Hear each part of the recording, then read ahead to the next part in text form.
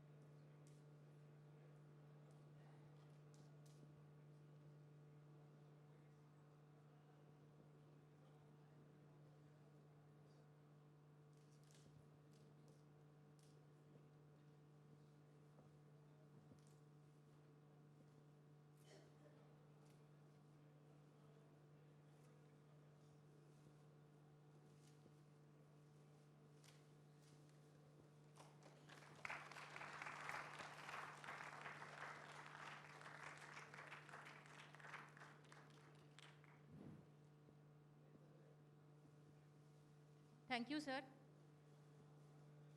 Now I would look to call moderator for the next session, Dr. Unnikrishnan AJ. Thank you. Thank you, ladies and gentlemen, for being here. And I'm going to call upon Dr. Manoj Chawla, Dr. Banshi Sabu, and Dr. Kalyan. Dr. Kalyan's here? Yes. So Dr. Kalyan Gurzada. All of them need no introduction. And we are going to have a panel discussion on a very important topic, which is time and range. Is there any other person in the session whose name I've forgotten? Please do come to the stage. So the session will go on like this. I will introduce what is time and range. Then Dr. Banshi Sabu will talk about time and range versus HbA1c. Then Dr. Manoj and Dr. Kalyan will discuss some real cases. And we will have a series of case discussion to look at this exciting topic, which is time and range.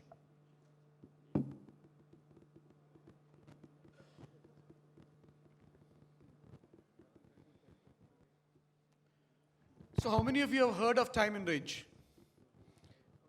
How many of you are using time and range in practice? So I think that's one of the goals of this meeting, to actually look at how time and range can be applied in routine clinical practice. So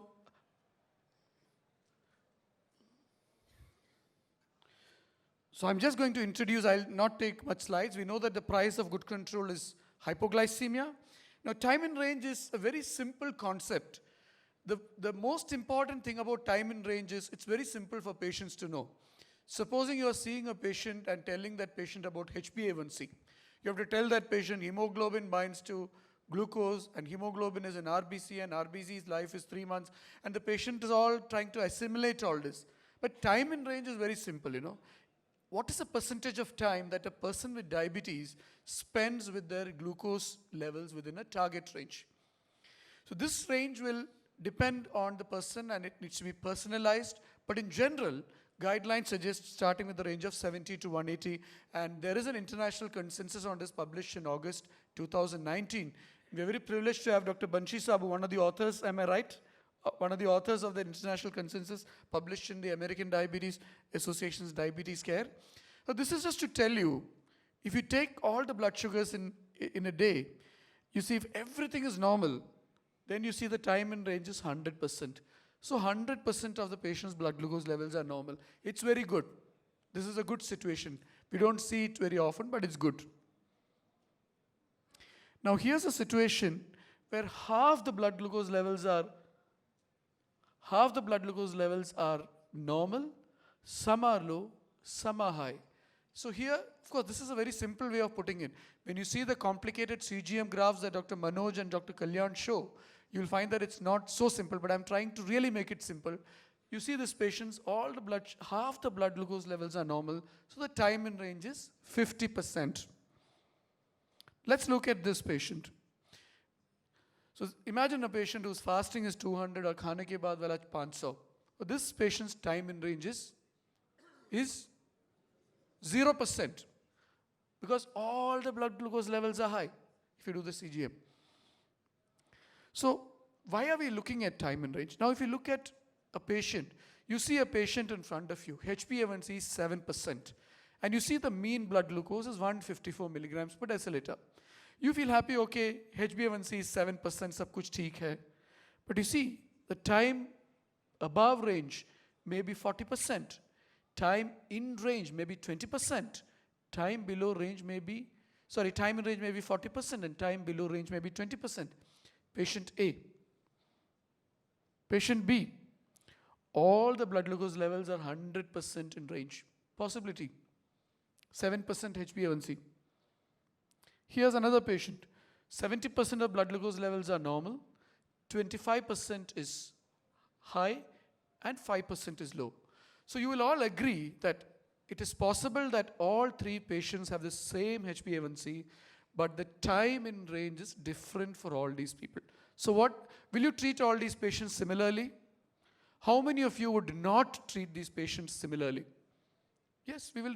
These are three different patients with three different requirements. So you will have to treat them in a different manner. So that's the importance of time in range. In other words, it tells you about glycemic variability, which we have been hearing. HbA1c is like the school teacher. A school teacher who sees the student talking in the class, but does not see the student sleeping in the class. HbA1c is good for hyperglycemia, but it cannot detect hypoglycemia. So that is where time in range, because time in range is accompanied by time above range and below range. There is some data that it's linked to diabetic retinopathy, and it's linked to microalbuminuria. But I just want to show that time in range of 10% worsens retinopathy outcome by about 64% and microalbuminuria outcome by about 40%. I just want to say that if you plan that your patients should achieve a HbA1c of 6.7%, the time in range should be 70%.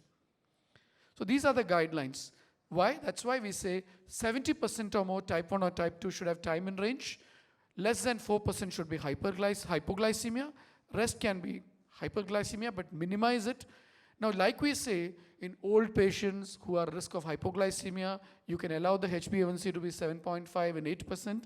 In frail elderly people, you can even accept a time in range of about 50%. Now, these are all debatable things, because this is an exciting concept, and we have the masters here, Dr. Banshi Sabu, Dr. Manoj, and Dr. Kalyan. These are again the targets. You can see in gestational, targets are stronger. And this is just a case I will not discuss because we have more cases coming up. Now, Dr. Banshi is going to cover a topic which is more exciting than this. He's asking the question, is time in range better than HbA1c? Is time in range going to replace HbA1c? In some countries, like I was talking to some doctors at the Barbara Davis Center in US, for time in, they don't do HbA1c in type 1 diabetes. They only do time in range. So is that feasible in India? Is it practical? We have the master himself going to talk about it. Over to you, Dr. Banshi.